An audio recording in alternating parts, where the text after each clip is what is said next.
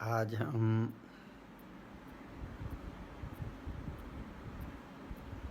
विवेक चूड़ामणि के तीसरे श्लोक पर विचार करेंगे। भगवान शंकराचार्य कहते हैं, दुर्लभम त्रयम एव एतत् देवानुग्रह हेतुकम मनुष्यत्वं मुमुक्षुत्वं महापुरुष संश्रयः। जब तक मनुष्य के ऊपर देव का अनुग्रह नहीं होता और परमात्मा का अनुग्रह नहीं होता, कहीं कहीं पर ऐसा भी पाठ मिलता है कि दैवानुग्रह। तो दैव शब्द का अर्थ होता है पूर्व जन्म के सुकृत। तो पूर्व जन्म के जब सुकृत प्राप्त होते हैं तब हमारे अंदर मनुष्यत्व पैदा होता है। मनुष्य होना कोई दुर्लभ घटना नहीं है। मनुष्य के अंदर मनुष्यत्व होना यह अत्यंत दुर्लभ घटना है। मनुष्य के अंदर मनुष्यत्व की प्राप्ति कैसे होती है? तो शास्त्रकार लिखते हैं, येषां न विद्या तपो न दानं ज्ञानं न शीलं गुणो न धर्मः ते मर्त्यलोके भूभारभूता मनुष्यरूपेण मृगाश्चरन्ति। जिनके अंदर विद्या नहीं है। विद्या बहुत महत्वपूर्ण चीज़ है। शास्त्रकारों के हिसाब से मनुष्य के अंदर जब विद्या आती है तब मनुष्य के अंदर मनुष्यत्व की अनुभूति होती है। विद्या शब्द का अर्थ यहाँ पर लौकिक विद्या भी है और पारमार्थिक विद्या भी है। पारमार्थिक विद्या जिसको हम अध्यात्म विद्या कहते हैं, जिसको भगवान श्री कृष्ण जी महाराज ने भगवत गीता में ये कहा, अध्यात्म विद्या विद्यानाम। और उस अध्यात्म विद्या के प्रति रस होना, जनक के बारे में कहते हैं, अध्यात्म विद्या रसिको वै विदेह राज जनकः। जो विदेह राज जनक थे वो अध्यात्म विद्या के रसिक थे। अध्यात्म में उनको रस था। तो अध्यात्म में रस आपको तब तक नहीं हो सकता जब तक आपके अंदर मनुष्यत्व न हो। तो मनुष्यत्व पैदा करने के लिए आपके पास में पहले विद्या चाहिए। विद्या बहुत महत्वपूर्ण चीज़ है। शास्त्रकार कहते हैं, विद्या नाम नरस्य रूपमधिकं प्रच्छन्नं गुप्तं धनं विद्या भोगकरी यशः सुखकरी विद्या गुरूणां गुरु विद्या बन्धुजने विदेश गमने विद्या परा देवता विद्या राजसु पूज्यते न तु धनं विद्या विहीन पशुः। शास्त्रकारों का कहने का अर्थ यह है, विद्या एक आदमी का वास्तविक रूप है। ये विद्या का रूप जो महर्षि याज्ञवल्क्य का था, उस रूप को महाराज जनक ने पहचाना। और जो जनक इतने बड़े साम्राज्य का अधिपति था, वो याज्ञवल्क्य की विद्या के रूप को देख करके उनके चरणों में बैठ के अपने को कृतार्थ मानता था। इसलिए मनुष्य को मनुष्यता की तरफ ले जाने वाली सबसे प्रथम चीज़ जो है उसका नाम विद्या है। और विद्या प्रच्छन्न गुप्तम धनम, विद्या ऐसी है जो मनुष्य का ढका हुआ गुप्त धन है। विद्या मनुष्य को भोग देने वाली है, यश देने वाली है, सुख देने वाली है। विद्या गुरुणाम गुरु, और विद्या गुरुओं की भी गुरु है। विद्या बंधुजनो विदेश गमने, और ये जो विद्या है, जब आप विदेशों में जाते हैं, जब बाहर जाते हैं, जब स्वामी विवेकानंद जी महाराज धर्म सभा में गए थे, उनके पास में कुछ नहीं था, लेकिन उनके पास में विद्या थी। तो उस विद्या के बल पर जितना सम्मान उनका हुआ, उन संपन्न लोगों का उतना सम्मान नहीं हुआ। इसलिए शास्त्रकार कहते हैं विद्या परा देवता, और वास्तविक में देवता विद्या है। विद्या राजसु पूज्यते, और जनक जैसे राजा अष्टावक्र की पूजा कर सकते हैं, याज्ञवल्क्य की पूजा कर सकते हैं। सामान्य व्यक्ति की वो पूजा नहीं कर सकते। याज्ञवल्क्य ने, अष्टावक्र ने ऐसा धन अर्जित किया जिस धन के सामने बड़े बड़ी धनी राजा भी अपने को निर्धन महसूस करते थे। इसलिए विद्या विहीन पशु हो, विद्याहीन जो व्यक्ति है वो पशु के समान है। जब मनुष्य के अंदर विद्या आती है, विद्या ददाति विनयम, और जब मनुष्य के अंदर विद्या आती है, विद्या से तात्पर्य अध्यात्म विद्या जब आती है, तो मनुष्य के अंदर विनम्रता आती है। अध्यात्म विद्या से संपन्न व्यक्ति उदंड नहीं होता, अहंकारी नहीं होता, क्योंकि जिसे अध्यात्म विद्या का ज्ञान है वो कभी किसी वस्तु और व्यक्ति के प्रति ममत्व कर ही नहीं सकता। विद्या विहीनम पशु, इसलिए विद्या मनुष्य को विनय प्रदान करती है। और जब मनुष्य के अंदर विनयता आती है तो मनुष्य एक पात्र बन जाता है, और जब पात्र बनता है उसमें धन की प्राप्ति होती है। धन से, विद्या से प्राप्त होने वाले धन से वह धर्म करता है, और जिसके कारण उसका जीवन सुखी हो जाता है। हम लोग अपने जीवन में कहीं बहुत भूल करते हैं। हम लोग सुविधाओं को सुख समझ लेते हैं।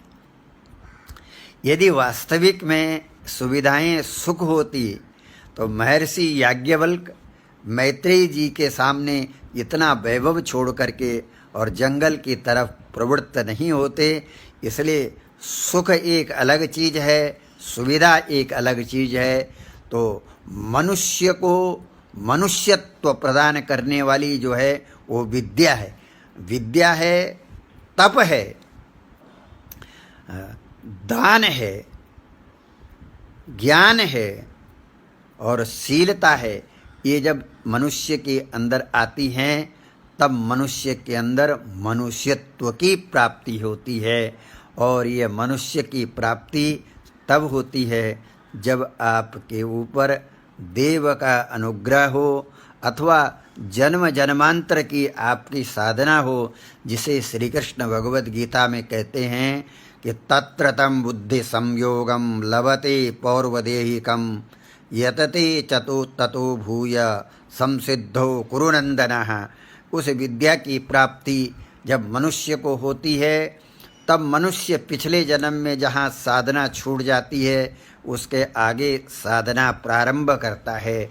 जैसे एक जन्म में कोई नचिकेता नहीं होता, एक जन्म में कोई आचार्य शंकर नहीं बन सकते, इसी प्रकार से मनुष्य के अंदर जो मनुष्यता है वो बहुत महत्वपूर्ण चीज़ है, वो विद्या के द्वारा मनुष्य को प्राप्त होती है।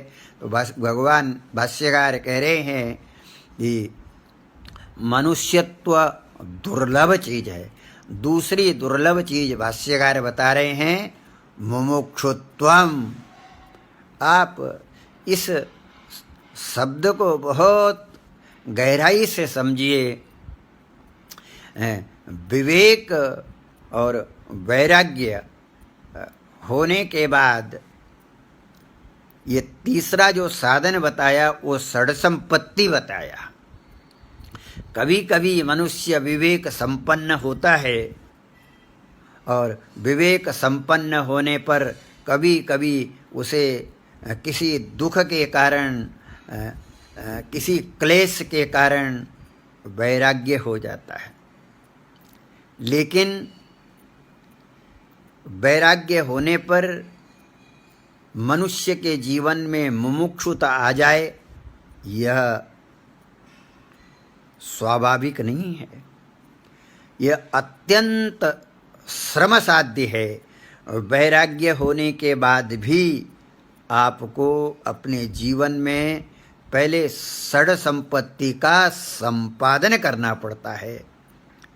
वैराग्य में मनुष्य को छोड़ने की इच्छा होती है, वो छोड़ता है, लेकिन मुमुक्षुता में छूटने की इच्छा होती है। वैराग्य आपको राजपाट से हो सकता है, लेकिन संसार से छूटने की इच्छा का इस प्रकार संत महात्मा दृष्टांत देते हैं कि आप किसी दलदल में फंसे हुए हैं और दलदल से बाहर निकलने की जो इच्छा है, उस इच्छा का नाम मुमुक्षा है। ये मुमुक्षा आपके जीवन में तब संपादित होती है जब आपके पास में षड संपत्ति आ जाती है। सम, दम, तितिक्षा, उपरति, श्रद्धा और समाधान आपके अंदर आ जाता है। अन्यथा वैराग्य होने के बाद मनुष्य अनंत शक्ति संपन्न होने पर भी यदि व्यक्ति के जीवन में षड संपत्ति नहीं है तो मनुष्य फिर संसार चक्र में उलझ जाता है। आप प्रसंग सुनते हैं, सौबरी ऋषि जल के अंदर भयंकर तप कर रहे थे और उस भयंकर जल में तप करते समय तस्मिन् वारी जल वारी चर प्रसंगात, उस मछलियों का उसने प्रसंग देखा। उस प्रसंग से उनके अंदर वासना पैदा हो गई। वहाँ पर यही दिखाता है कि वैराग्य उनके जीवन में कूट कूट के भरा था, लेकिन सम और दम का थोड़ा अभाव प्रतीत होता है। यद्यपि आप ये समझ लीजिएगा, सौबरी के जीवन में किसी प्रकार की कोई कमी नहीं थी, लेकिन हमारे यहाँ कहते हैं निंदा वाक्यम नहीं निंद्यम निंदितुम प्रवर्तते अपितु विधेः स्तोतुम। यह जो आलोचना है, यह षड संपत्ति की प्रशंसा है। जब तक आपके जीवन में षड संपत्ति नहीं होगी तब तक आपके जीवन में मुमुक्षुता नहीं आ सकती। मुमुक्षु शब्द का अर्थ होता है, खंडनकारों ने लिखा है, क्व ममत्वम मुमुक्षूणाम। मुमुक्षु शब्द का अर्थ होता है जो किसी व्यक्ति को, किसी वस्तु को चित्त से कभी यह नहीं मानता कि ये मेरी है। हकीकत में कोई वस्तु हमारी नहीं है।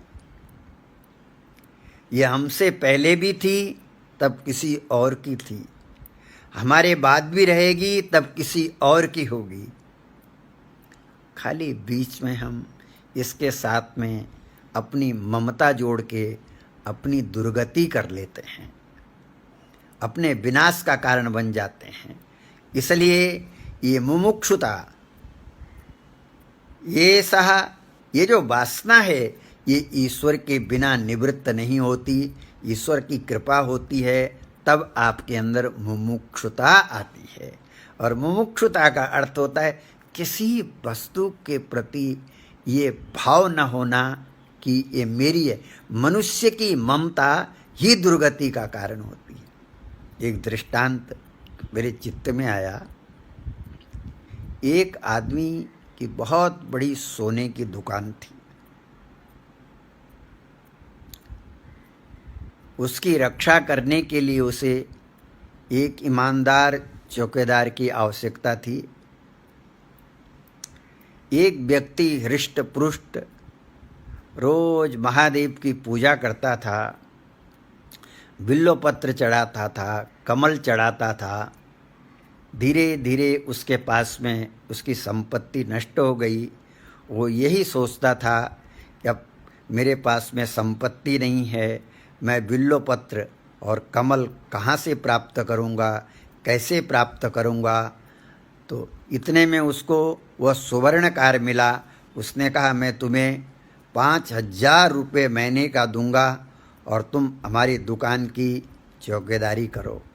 वो व्यक्ति बड़ी प्रसन्नता से उस दुकान की चौकीदारी करने लग गया। बड़ी प्रेम से चौकीदारी करता था। सुवर्णकार भी उसमें बड़ा प्रसन्न था क्योंकि वो बहुत ईमानदार आदमी था। एक दिन रात के समय कुछ चोर आए और उसको मारने लगे।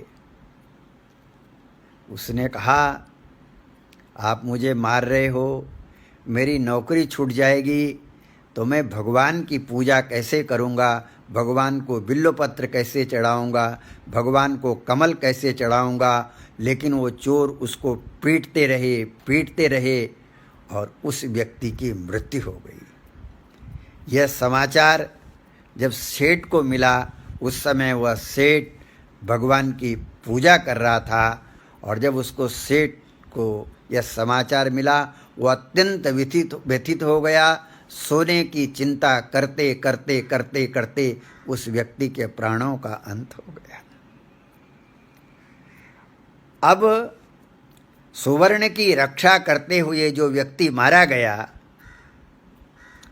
वो व्यक्ति किसी श्रेष्ठ घर में जन्म लेता है और श्रीमताम सुचाम घे ऐसे घर में जन्म लेता है जहाँ उसे सारी सुविधाएं उपलब्ध हैं। क्योंकि वो सुवर्ण की रक्षा कर रहा था, लेकिन उसकी सुवर्ण के प्रति ये मेरा है ये बुद्धि नहीं थी। सेठ जी भगवान की पूजा कर रहे थे, लेकिन सुवर्ण के प्रति जो ममत्व बुद्धि थी, उस ममत्व बुद्धि के कारण उसको सर्प योनि की प्राप्ति हो गई। इसलिए मुमुक्षु का अर्थ होता है जगत के किसी व्यक्ति को, किसी वस्तु के प्रति ये बुद्धि न होना कि ये मेरी है। उससे व्यवहार करिए और जब आप इस प्रकार व्यवहार करते हैं तब आपके अंदर मुमुक्षुता का संपादन होता है। तीसरी बात भगवान भाष्यकार कह रहे हैं महापुरुष संश्रयः। ये महापुरुषों की प्राप्ति, वास्तविक वे महापुरुष कौन है? महात्मा जो है वो महापुरुष होता है। महात्मा जैसे घड़ा है, घड़ा जो है वो मृद आत्मा है, घड़े की मिट्टी आत्मा है। क्योंकि वो घड़ा मिट्टी के बिना नहीं रह सकता। इसी प्रकार से जो यह निश्चय करता है मेरा अस्तित्व उस परमात्मा के बगैर नहीं है, वो परमात्मा से ही मेरा अस्तित्व है, इस प्रकार जिस व्यक्ति का निश्चय है उसी व्यक्ति का नाम महात्मा है। इस प्रकार निश्चय करने वाले जो महापुरुष हैं, उन महापुरुषों की जब कृपा आपके ऊपर होती है भागवत जी के 5वें स्कंद में राजा रघुगण को जब जड़ भरत जी महाराज उपदेश देते हैं तब जड़ भरत जी महाराज कहते हैं रघुगण ही तत्तपसा नयाति न चयज्जया निर्वपणात् गृह्यात् वा न छंदसा नैव जलाग्निसूर्यैर् बिना महत्पादरजोभिषेकम्। हे राजा रघुगण, उस परमात्मा की प्राप्ति, उस आत्म तत्व की प्राप्ति आपको मनमुखी तपस्या करने से नहीं हो सकती। आप लाखों यज्ञ कर दो, लाखों यज्ञ करने से भी उस परमात्मा की प्राप्ति नहीं होती। निर्वपणात् गृह्यात् वा, और घर छोड़ने से भी उस परमात्मा की प्राप्ति नहीं होती। न छंदसा, वेदों का अध्ययन कर लीजिए, और वेदों का अध्ययन करने से भी उस परमात्मा की प्राप्ति नहीं होती। नैव जल, जल की जल में खड़े होकर के उपासना करने पर, अग्नि में तप करने पर और सूर्य की उपासना करने पर भी उस परमात्मा की प्राप्ति नहीं होती। उस परमात्मा की प्राप्ति किससे होती है? महत्पादरजोभिषेकम। किसी महापुरुष के चरणों की धूलि जब आपके ऊपर पड़ेगी तब आपको उस आत्म तत्व का बोध होगा। इसलिए भगवान शंकराचार्य जी महाराज ने 3 चीज़ों को अत्यंत दुर्लभ बताया। मनुष्यत्वम, मुमुक्षुत्वम, महापुरुष संश्रय। अब आगे की चर्चा कल। हरि ओम।